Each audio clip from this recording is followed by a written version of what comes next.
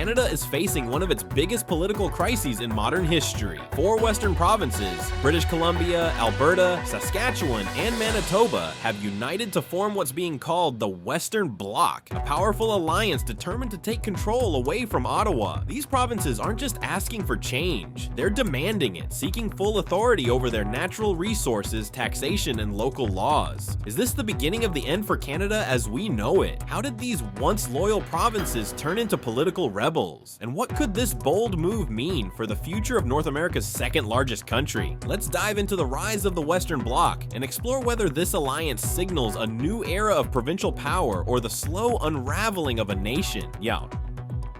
Formation of the Western Bloc. In the early 2000s, a significant political movement began taking shape across Canada's western provinces. This movement, which would later become known as the Western Bloc, grew from years of frustration felt by many people living in British Columbia, Alberta, Saskatchewan, and Manitoba. The Western Bloc wasn't just one political party, it was more like a team of different groups who shared similar ideas about how Western Canada should be treated. The main players included the Reform Party, which later became part of the Canadian Alliance, and eventually merged with the Progressive Conservative Party to form today's Conservative Party of Canada. Key leaders like Preston Manning, who founded the Reform Party in 1987, and Stephen Harper, who later became Prime Minister, gave voice to Western concerns. These leaders argued that the federal government in Ottawa wasn't listening to Western provinces and was making decisions that hurt Western interests. So what did the Western Bloc want? Their main goals included, first, they wanted more power for the provinces and less control from the federal government in Ottawa. They believed local governments understood local needs better. Second, they pushed for changes to the Senate to give Western provinces more say in national decisions. They felt the current system favored Ontario and Quebec. Third, they wanted the government to support Western industries like oil, gas, and agriculture, instead of creating rules that made it harder for these businesses to succeed. Fourth, they argued for lower taxes and less government spending, believing this would help Western economies grow stronger. Several factors helped the Western Bloc gain support. The National Energy Program from the 1980s had left many Westerners angry because they felt it took control of their resources. Equalization payments, where money from richer provinces goes to poorer ones, made some Westerners feel they were paying too much without getting enough back.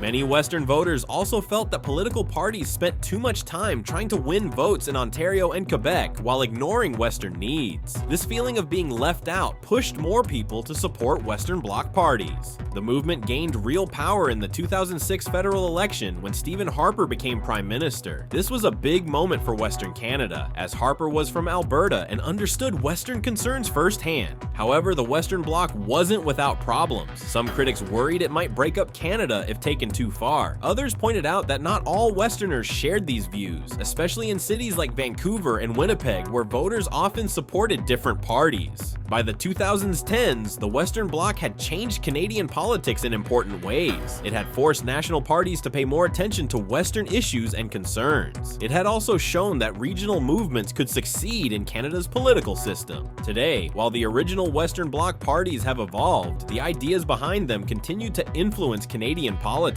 Whenever discussions about pipelines, carbon taxes, or provincial rights come up, the legacy of the Western Bloc can still be felt across the country, but the Western Bloc's strategy didn't stop at uniting the West.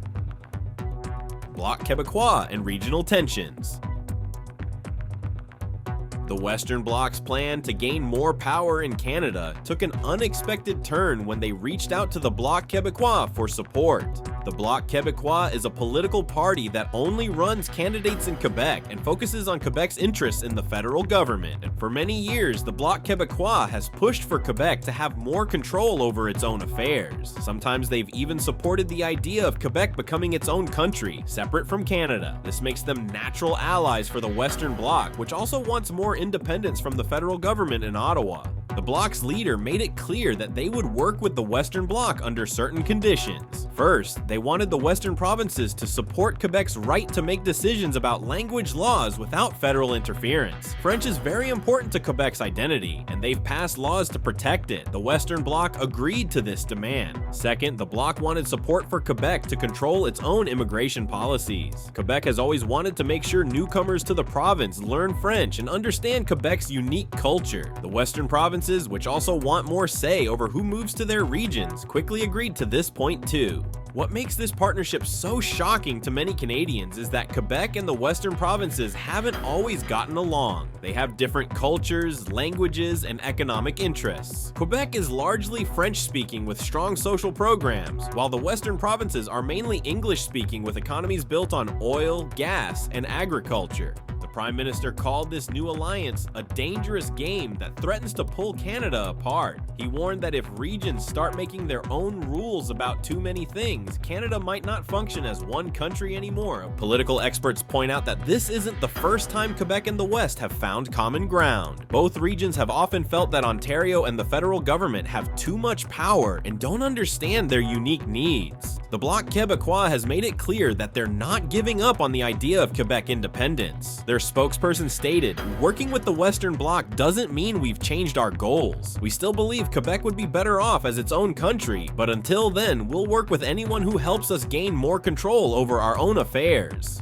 This unusual partnership has created tension across Canada. Atlantic provinces worry they'll be left out of important decisions. Ontario fears losing its traditional influence in national politics. Indigenous leaders have expressed concern that their treaty rights might be ignored if provinces gain too much power. Constitutional experts warn that if the Western Bloc and Bloc Québécois succeed in their demands, it could fundamentally change how Canada works as a country. The federal government might lose its ability to create national programs or set standards that apply to all Canadians. As this political drama unfolds, many Canadians are wondering what this means for national unity and whether the country they know might be changing in significant ways. But this isn't just about politics.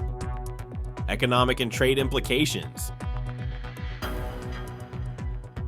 When the Western provinces started talking about breaking away from Canada, it sent shockwaves through the country's economy. Alberta, Saskatchewan, Manitoba, and British Columbia together make up a huge part of Canada's wealth. These provinces are rich in natural resources like oil, gas, timber, and minerals that Canada sells to other countries. The biggest worry is what would happen to Canada's oil industry. Alberta alone produces about 80% of all Canadian oil. If these Western provinces left, Canada would lose most of its oil production overnight. This would force the remaining provinces to buy oil from other countries or from the new Western Bloc, probably at higher prices. Trade between provinces would get complicated too. Right now, goods move freely across provincial borders, but if the Western Bloc formed its own country, there might be new taxes called tariffs on products crossing the new border. Imagine if suddenly the price of beef from Alberta or fruits from British Columbia jumped up because of these new taxes.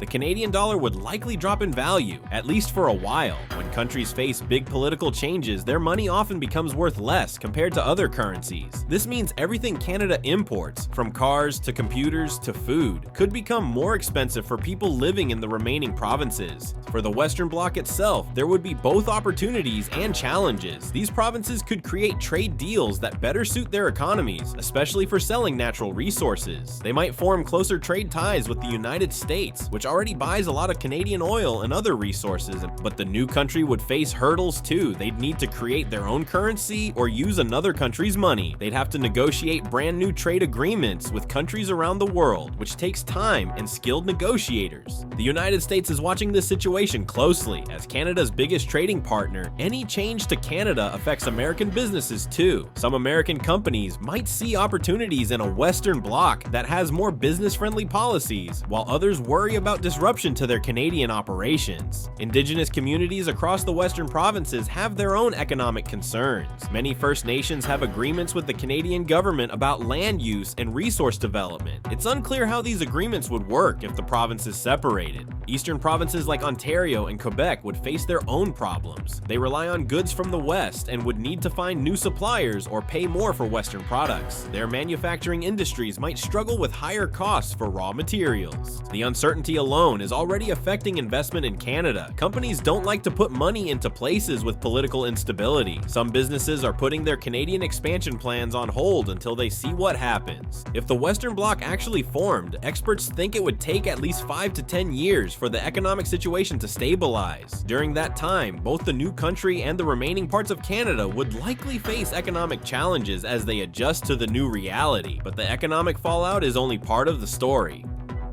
National security concerns. When Alberta, Saskatchewan, and Manitoba started talking about breaking away from Canada, it wasn't just about money and trade. It created some serious safety concerns for the whole country. The Canadian government faced a tough situation. If these western provinces actually formed their own country, Canada would be split in two. Ontario and Quebec would be separated from British Columbia by this new Western Bloc. Imagine Canada as a puzzle with pieces suddenly removed from the middle. It just wouldn't work properly anymore. Military experts worried about what this meant for defending the country. Canada's armed forces would be divided, with bases and equipment suddenly located in what might become foreign territory. The Canadian Forces base in Cold Lake, Alberta, one of Canada's largest Air Force bases, would no longer be under federal control. Same with the Army Training Center in Wainwright and naval facilities along the west coast. The Western Bloc provinces sit on important transportation routes. The Trans-Canada Highway and major railways run through these areas, connecting the east and west. If these provinces left, Canada would lose direct land access to its western coastline. This would make moving military personnel and equipment across the country much harder. There were also concerns about the Arctic. Canada has always claimed the Northwest Passage as Canadian waters, but other countries, especially the United States, see it as international waters. A divided Canada might have a harder time protecting its Arctic claims, especially with climate change opening up new shipping routes. The Western Bloc leaders started talking to American officials about security partnerships. This really worried Ottawa. The idea of US military influence right in the middle of what used to be Canada set off alarm bells. Some government officials feared this could lead to American military bases on former Canadian soil, changing the power balance in North America. Natural resources added another layer of concern. The western provinces control important uranium deposits used for nuclear power. They also have critical minerals needed for modern technology and defense systems. Losing access to these resources would weaken Canada's position internationally. Intelligence agencies worried about foreign countries taking advantage of the situation. Russia and China might try to influence the breakaway provinces or exploit the division to gain economic and strategic advantages in North America. Water security became another issue. The headwaters of many rivers that flow east begin in the Rocky Mountains. If the Western Bloc controlled these water sources, Eastern Canada could face new challenges accessing fresh water. The RCMP and border security would face massive challenges. Suddenly, there would be a need for border checkpoints between provinces that never had them before. Policing organized crime would become more complicated with a new international border to cross. Canada's NATO commitments came into question too. With reduced territory, population, and military capacity, Canada might not be able to meet its international defense obligations. This would affect its standing with allies around the world. As tensions grew, both sides started planning for the worst. The federal government reviewed emergency powers, while Western Bloc leaders discussed forming their own defense force. Citizens caught in the middle wondered what this meant for their safety and future in a potentially divided nation. Government response and future outlook.